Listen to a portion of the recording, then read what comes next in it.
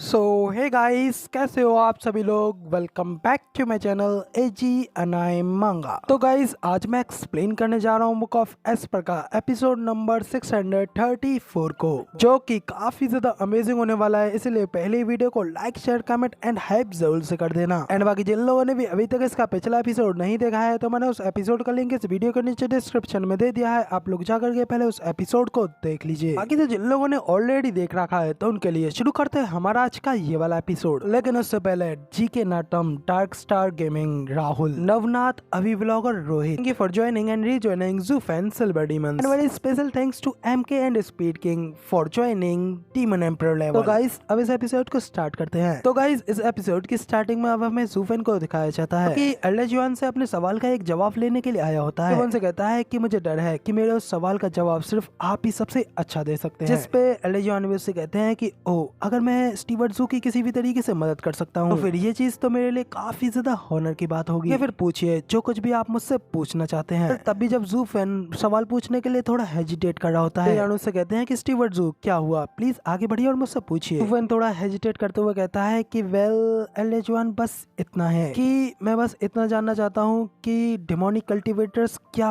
प्यार के बारे में कुछ जानते हैं। एल्डर जुआन उससे पूछते हैं कि ओ एग्जैक्टली, आखिर तुम्हारा प्यार से किस चीज का मतलब है? क्या वो प्यार तुम्हारी फैमिली या फिर फ्रेंडशिप के लिए है, या फिर वो रोमांटिक वाला प्यार है? तो जुफेन थोड़ा खांसते हुए कहता है कि वो आखिरी वाला। तो एल्डर जुआन उसे बताते हैं कि एक आदमी और एक औरत के बीच में प्रेम ये निश्चित रूप से संभव नहीं है, ये बहुत ही ज्यादा डेंजरस है। आखिर आपको क्या लगता है, हमारे डीमन स्कैमिंग सेक्ट में ये चीज आखिर फॉरबिडन क्यों है? जो सुनकर तो जुफेन भी थोड़ा हैरानी से उन्हें देखता रह जाता है और फिर उनसे कहता है कि ओ, तो ऐसी बात है, मगर किसी ने मुझसे कहा था कि अगर तुम इमोशंस के बारे में जानोगे ही नहीं, तो फिर आखिर तुम एक इमोशनल लेस कैसे बन पाओगे? इससे पहले कि आप इस चीज को कुचल सकें, उससे पहले आपको उस चीज को महसूस तो करना होगा। सुनकर तो एल्डर जुआन भी जुफेन से पूछते हैं कि आखिर तुमसे ये किसने कहा? जुफेन उन्हें बताता है कि ये मुझे डन किंगशन ने कहा था। जिस पे एल्डर जुआन हंसते हुए कहते हैं कि ओ, तो ये वो है, वो तो वेस्टरलैंड में सबसे ज्यादा बेस्ट, सबसे ज्यादा पावरफुल है, मगर वो तो शुरुआत से ही एक राइटेस्ट कल्टीवेटर है। इसका आगे कंपैरिजन तो हमारे डेमोनिक हर्ट से बिल्कुल भी नहीं किया जा सकता। तो सुनकर के तो इधर जूफेन भी थोड़ा हैरान हो चुका होता है और फिर थोड़ा निराश होते हुए अपने मन में कहता है कि ओ,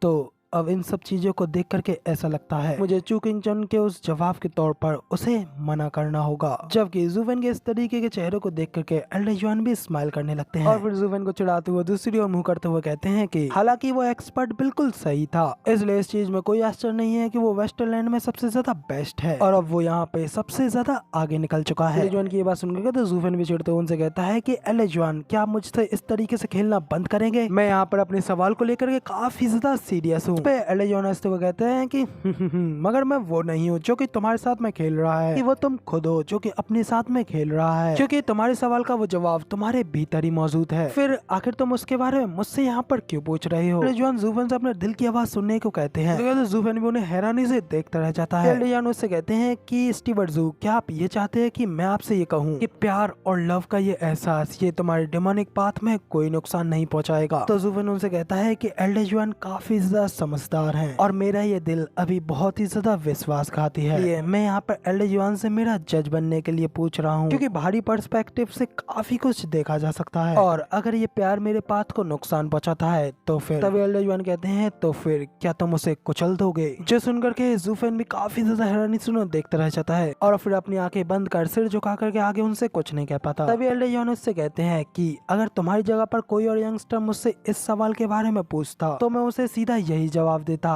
कि प्रेम डेमोनिक कल्टीवेटर्स के लिए बिल्कुल टैबू है, बिल्कुल वंचित, बिल्कुल मना है। इसे छूने का मतलब होगा अंतहीन दर्द और यातना, जिससे कि कोई भी बच नहीं सकता। हमारा डेमोनिक पाथ बहुत ही ज्यादा क्रूल और इमोशनल लेस है, इसमें कि किसी भी प्रकार की फीलिंग्स उसके लिए एक अभिशाप है। लेकिन तुम्हारे लिए स्टीवर्ट जू, मैं तुम्हें एक सलाह देता हूँ, खुद को बहने दो और उसे एक्सेप्ट करो। जैसे सुनकर के जूफन काफी ज्यादा हैरान हो जाता है और उनसे पूछता है कि मगर लेकिन ऐसा क्यों? तो एल्डर जॉन उससे कहते हैं कि क्योंकि तुम पहले से ही उसकी गिरफ्त में हो। अगर आप एक हर्ट डीमन को नहीं चाहते हैं तो फिर आप इसे पूरी तरीके से अपने कब्जे में ले लीजिए। क्या आप जानते हैं कि आखिर हम डेमोनिक कल्टीवेटर्स आखिर प्रेम से दूर रहने की वार्निंग क्यों देते हैं? जो सुनकर के जूफन अपना सिर हिलाते हुए एल्डर जॉन से मना करता है। तो एल्डर जॉन हंसते हुए कहते हैं कि मुझे भी इसके बारे में नहीं पता था, लेकिन इतनी वर्षों के चिंतन के बाद में मुझे इस चीज का थोड़ा अंदाजा है। ऐसा नहीं है कि डेमोनिक कल्टीवेटर्स प्यार को महसूस नहीं कर सकते, लेकिन ये उन उन्नत खिलाड़ियों के लिए बेहतर है जो इससे निपट सकते हैं। तो अब एल्डर जॉन की ये सारी बातें सुनकर जूफन भी थोड़ा कंफ्यूज हो चुका होता है। तभी एल्डर जॉन उसे कुछ ज्ञान की बातें बताने लगते हैं कि वो कहते हैं कि इस दुनिया के अस्तित्व के समय राइटियस और डेमोनिक पाथ्स अस्तित्व में आए, क्योंकि ह्यूमंस के पास में कुछ डिजायर्स, कुछ इच्छाएं होती हैं, इसलिए वो दो अलग अलग तरीकों से कल्टीवेट करते हैं। उनमें से एक राइटियस पाथ जो कि इच्छाओं को समाप्त कर देता है, संसार के साथ में पूरी तरीके से एक हो जाता है और किसी भी लालच से मुक्त हो जाता है, जबकि डेमोनिक पाथ ठीक इसके अपोजिट है, जिसमें कि मोर्टल बंधनों को तोड़ने और दाव तक पहुंचने की अंतहीन इच्छाओं का अनुभव होता है। और इस सब से ये पता चलता है कि ना तो कोई पाथ अच्छा होता है और ना ही ईवल, लेकिन जब एक बार आप उसमें प्रवेश कर जाते हैं तो इच्छाओं का जन्म होना और उनकी मर्जी पर पहुंच जाना आसान होता है। और यही एक ऐसा राक्षस होता है जिस पर विजय पाकर आप दाव तक पहुंच सकते हैं। तो इसका मतलब डेमोनिक पाथ का मतलब है डीमन स्टेट से गुजर करके दाव तक पहुंचना, क्योंकि एंड पर हम सब लोग जो कुछ भी करना चाहते हैं वो है सिर्फ और सिर्फ दाव तक पहुंचना। लेकिन वो सभी लोग जो कि डेमोनिक पाथ से सक्सेस को पा चुके हैं वो सभी डीमंस नहीं हैं, निश्चित रूप से उन 4 स्कैमिंग डीमंस की तरह तो बिल्कुल भी नहीं, जो कि अपनी इच्छा से लूटपाट और हत्या करते हैं। तो अब एल्डर जॉन की ये सारी ज्ञान की बातें सुनकर तो जूफन भी शौक होते हुए अपने मन में कहता है तो ये मैं ही था जो कि जुनून और ऑब्सेशंस में पड़ गया। तो एक डीमन बनकर और लालच से ऊपर उठकर के ही कोई दाव तक पहुंच सकता है, और यही डाव की ट्रू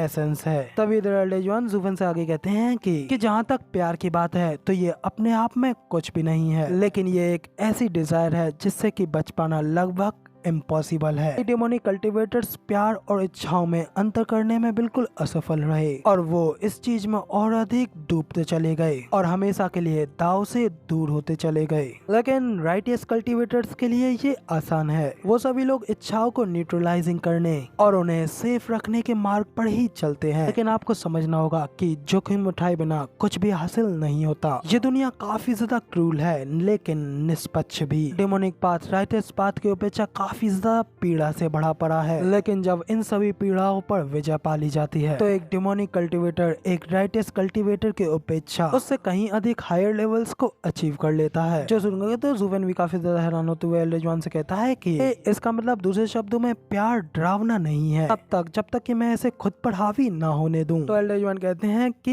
ये चीज मुझसे हटकर है, आप पहले से इस चीज में ऑलरेडी शामिल हैं। क्या आप जानते हैं कि एक डेमोनिक कल्टीवेटर का सबसे ग्रेटेस्ट हर्ट डीमन क्या है? वो है उस डेमोनिक कल्टीवेटर के लिए उसका वो रिग्रेट, उसका वो पछतावा। और क्योंकि आप पहले से ही प्यार में डूबे हुए हैं तो फिर अगर आप इसे सुलझा नहीं पाते हैं फिर यही एक दिन आपके लिए पछतावे में बदल जाएगा और आपके लिए बहुत ही ज्यादा बुरा होगा। और इस प्यार के भंवर से कैसे बचना है ये सिर्फ आप पर ही निर्भर करता है। इसलिए तो मैंने ये पहले कहा था कि ये सिर्फ अनुभवी खिलाड़ियों के लिए है, एक बच्चे के लिए इस चीज के साथ खेलने की कोई जगह नहीं है। लेकिन मुझे यकीन है कि तुम एक एक्सेप्शन हो, तुम इन सब से बिल्कुल अलग हो और मुझे यकीन है कि अगर आप इस प्यार के वशीकरण में पड़ भी जाएं तो भी आप इसमें पढ़ करके भी अपने रास्ते से नहीं भटकेंगे।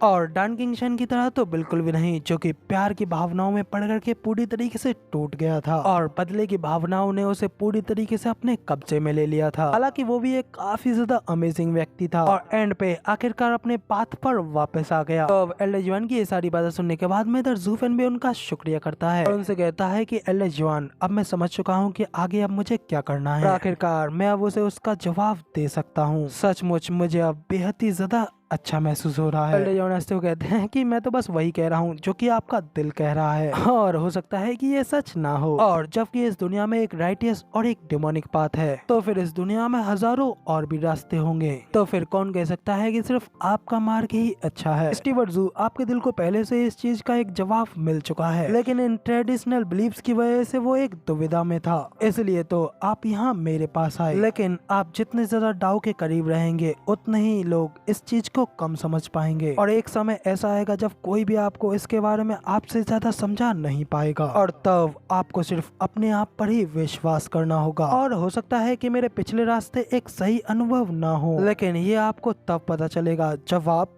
अपने रास्ते पर चलेंगे। सुनकर तो फिर जूफेन भी खुश होते हुए स्माइल करता है और वहाँ से जाते हुए उनसे कहता है कि जूफेन एलिगेंट है, आपका शुक्रिया एल्डर जुआन, मुझे एक बेहद ही ज्यादा इम्पोर्टेंट काम के लिए यहाँ से जाना है। ये तो कहते हुए फिर जूफेन वहाँ से जाने लगता है। उसे जाते हुए देख कर एल्डर जुआन कहते हैं कि लगता है कि अब इस बच्चे के पास में अपना ही खुद का रास्ता है, लेकिन वो ये आखिर तुम अपने इस रास्ते को क्यों खोते जा रहे हो।